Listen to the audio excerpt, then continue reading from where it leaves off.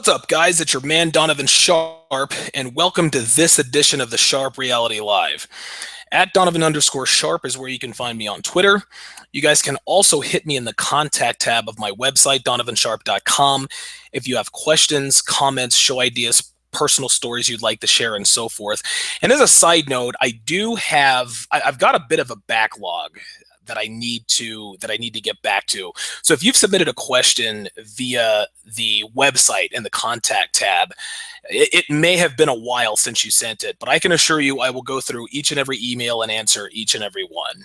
That's sort of a commitment that I've made to you guys. So if you guys have standing questions, comments, whatever, I will certainly sit my ass down at some point when I have some free time and go through those bit by bit, one by one, and get those questions answered for you guys. As always, you can find all my episodes on my website. You can find them on YouTube, as well as my SoundCloud and my right here on YouTube. For Return of Kings, as well as negromanosphere.com. Been writing for ROK for a little bit over 3 years, got 80 articles there. Since the beginning of this year, I've written for negromanosphere.com. Obviously, that particular website is for red pill aware black men. So if you're a black male and you live the red pill life, you're looking for tips on game, etc., as it pertains to African Americans in the West, Negromanosphere is definitely a good source.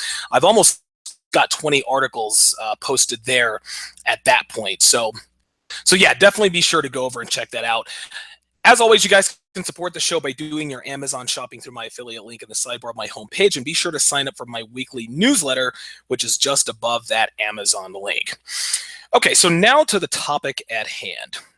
Today, Shayanna Jenkins, who is the, I guess, former fiance or fiance widow of Aaron Hernandez, did an interview with Dr. Phil. I think it was the day he allegedly committed suicide. She sat down with him for a good long time. They aired the first part of it today. They're supposed to air part 2 tomorrow.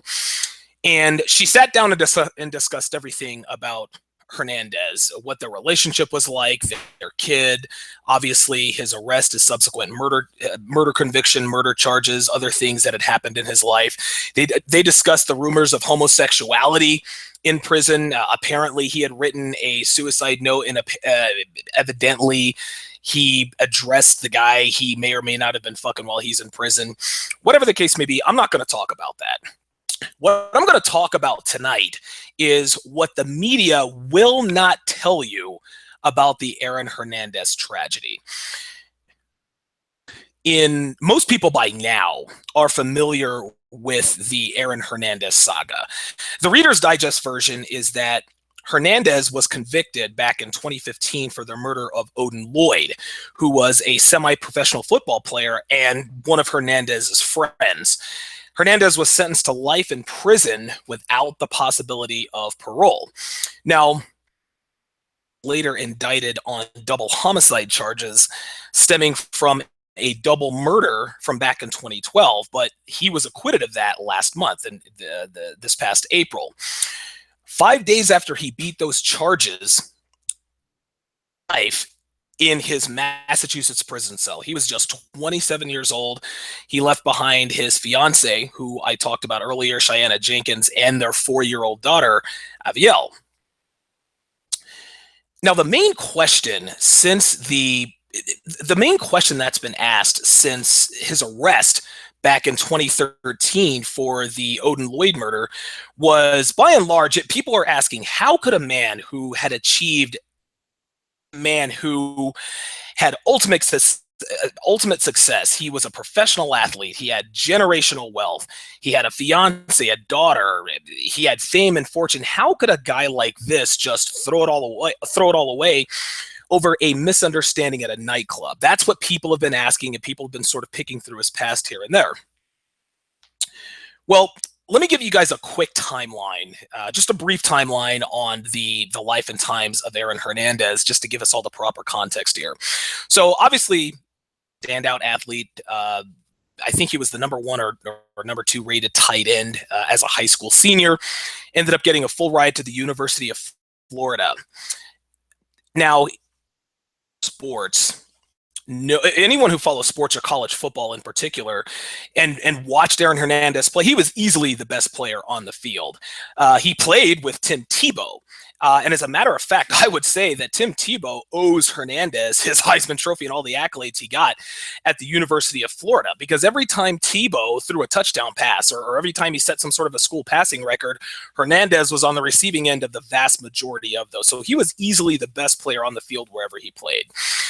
Now, there were a few incidents while he was at Florida. He had a bar fight back in 2007. The details are fuzzy, but apparently he had refused to pay a bill.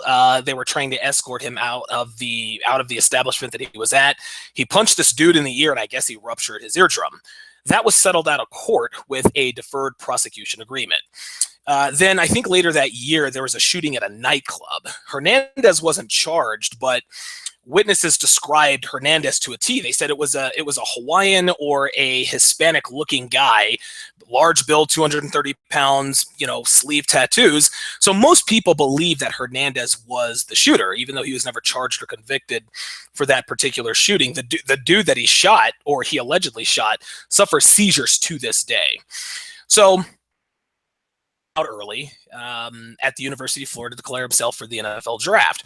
Well, NFL teams nowadays, as you guys know, are keenly aware of a player's exploits in college. Do they have character issues? Are there outstanding issues that we need to address? Was the best tight end in the draft, but he dropped all the way to the 4th round because of these off the field issues, and he was drafted by the New England Patriots. And listen, as soon as he hit the NFL, guys, he was awesome. And for those of you who don't, again, follow sports as closely as some people, he was Rob Gronkowski before Rob Gronkowski. All right. He's a physical freak. He's the size of a defensive end. He runs like a receiver and has hands like glue. Aaron Hernandez was all of those things before Gronkowski even hit the scene. It was Aaron Hernandez who had received the largest contract and the biggest signing bonus for a tight end in NFL history before Gronkowski had received his. So he was Gronk before Gronk. So obviously his talent was certainly evident on the field. Well, how things started for Hernandez, what led to his eventual suicide. Any man with red pill awareness knows that fathers play a huge role in the successful upbringing of strong masculine sons, both physically and mentally. Obviously, Hernandez had elite physical traits, but he was severely lacking as far as his mental state was concerned. Well, a few months after his arrest, guys, for the murder of Odin Lloyd, Rolling Stone published an article entitled "The Gangster in the Huddle." I would highly suggest that each and every one of you guys read that article. It is a fantastic article. It chronicled the life and times of Aaron Hernandez from his childhood to his seemingly inevitable first-degree murder conviction at the time. It was published on August 28th, so at that point he was still alive. He was still in jail awaiting trial for the murder of Odin Lloyd. So, of course, Hernandez being the story of the summer, having been arrested for killing somebody, I read the article intently. And I didn't know anything about Hernandez except for the fact that he was a great football player, a great tight end, before coming up on this paragraph about Aaron's father, Dennis. It says, quote, "In January 2006, Dennis checked himself in for a hernia repair at a local hospital. Something happened on the table, though, and he contracted an infection. 2 days later, he was dead. He was 49 and otherwise splendid health and beloved by virtually everyone in town." Aaron Hernandez was just 16 years old when he lost his father. Now, according to the article, shocked beyond tears, and he sat expressionless at the funeral. Well, his older brother didn't quite react the same way. His older brother, DJ, over the casket. So obviously the Hernandez brothers handled their pain very, very differently. DJ was more outward about his pain. Aaron obviously held his pain in. Now, by all accounts, according to the article, Dennis was a good father to the Hernandez brothers. It says in the article that he built them a gym in the basement so that they could train. He obviously recognized that both of his sons were athletically gifted from a young age. He would make sure their homework was completed, done on time. He talked to them about football. He'd quiz them on, picking up blitzes or other offensive assignments. And Aaron's older brother, DJ, ended up playing quarterback at the University of Connecticut. So they were both, again, they both earned scholarships to their respective colleges. Something Dennis also did is he made sure that he kept his son off the streets. Dennis had a rough upbringing, all right? His childhood was afflicted by street life, and he wanted to make sure that Aaron and DJ weren't subjected to those things. In the article, it says, quote, Dennis sheltered them from that life with all his might. He was the perfect dad. He went to every scrimmage and got him up at dawn to work out. Father at an age where boys need them the most, it nearly damaged Aaron beyond repair. He still had his older brother, who people say was much like his father as far as discipline and work ethic went. But a series of events before and after Dennis's death put the nail in the coffin in terms of turning a kid who was a happy-go-lucky goofball, described by people who knew him best, into a man with homicidal and, of course, later suicidal tendencies and a seemingly insatiable need for violence. This is what the media is not going to tell you about. This is not what they are going to focus on. And very few people know about this. And it was his mother. As good a father as Dennis Hernandez was, their mother, Terry, was the polar opposite, gentlemen. People who knew the family said that she brought a lot of drama into the Hernandez household. Big shock there, a woman bringing drama into the household. In 2001, she was busted for running an illegal sports book when Aaron was just 12. Now, she didn't do any time, and the matter was handled rather quickly and quietly, sort of swept under the rug, but the townspeople knew about what had happened, and it more or less brought shame on the Hernandez brothers. Hey, look, there's Aaron and DJ. Their mother got busted for running an illegal gambling ring. Okay, no big deal. Particular event started a rift. It drove a rift between her and her youngest son, Aaron. This is what puts the nail in the coffin, guys. It says in the article, quote, friends say Terry begun cheating on Dennis with a physically abusive coke dealer named Jeffrey Cummings, who was married to Dennis's niece, Tanya Cummings. It continues. Terry's relationship with Cummings, whose nickname is Meathead, was a bottomless source of grief for the sons. There was an ugly spectacle in the stands at a UConn game, says a family friend. Terry, on hand to watch DJ play, was angrily confronted by her niece and slapped in the face. The aftermath, says a friend, hurt Aaron bad and broke his heart. It continues. Together or handled the fallout better if Dennis had been around to see him through it. But in January of 2006, Dennis checked himself into the hospital for a hernia repair. And like I said earlier, Dennis died just 2 days later. Guys, it doesn't end there. The article continues, quote, heartsick and furious, Aaron seemed to implode. He would rebel, Terry told the USA Today in an interview 3 years later. He wasn't the same kid, she said. The way he spoke to me, the shock of losing his dad, there was so much anger. The article continues. It says, small wonder there.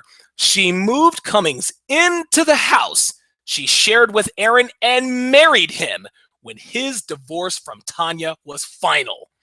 To no one's great surprise, cops soon fielded phone calls that Cummings was abusing Terry.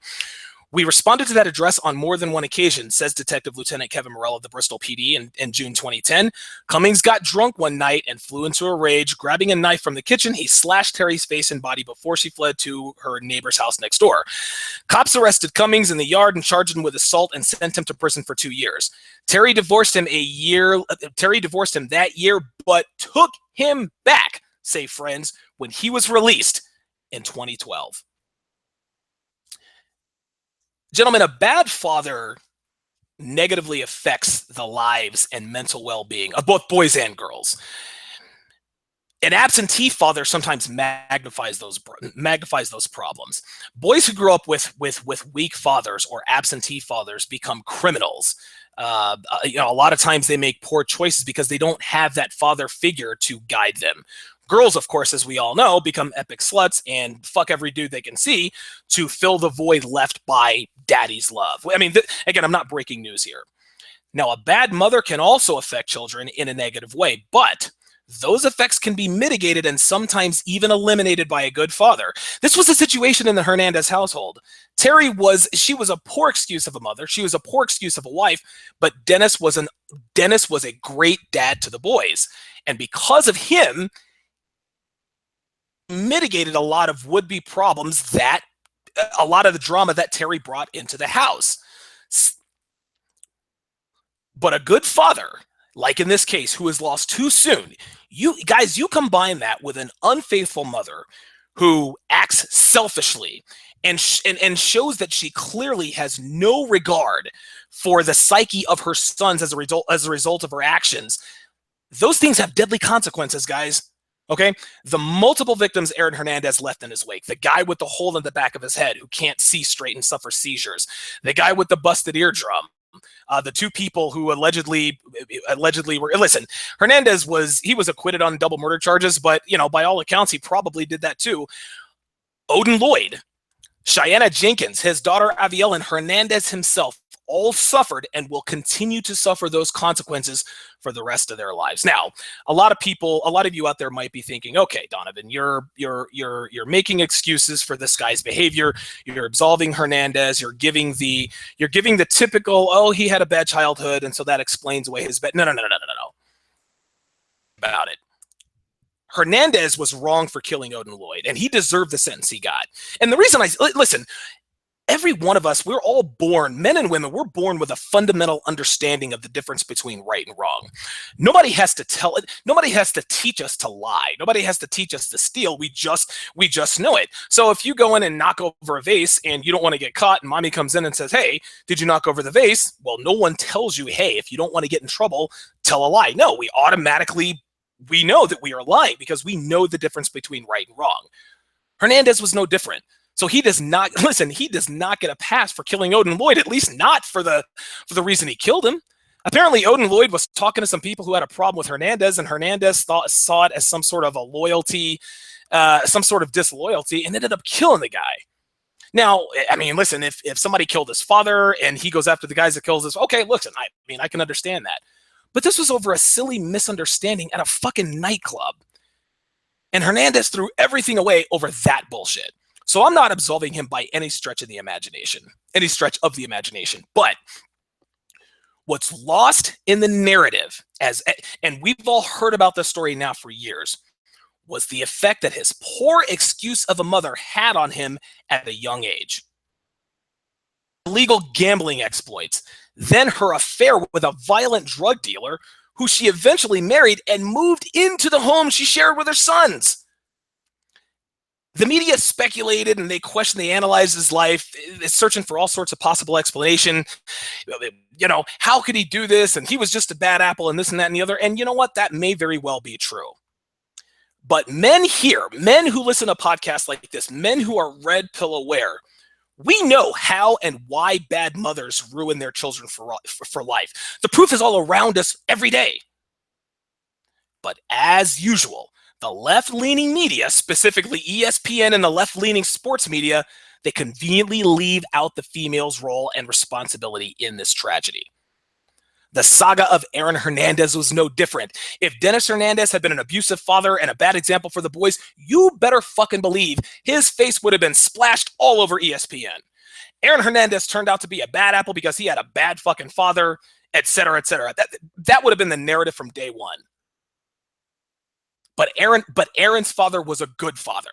Terry was a bad wife and a bad mother. Do we hear about that on ESPN? Do we hear about that on social media? Do we hear about that on sports radio?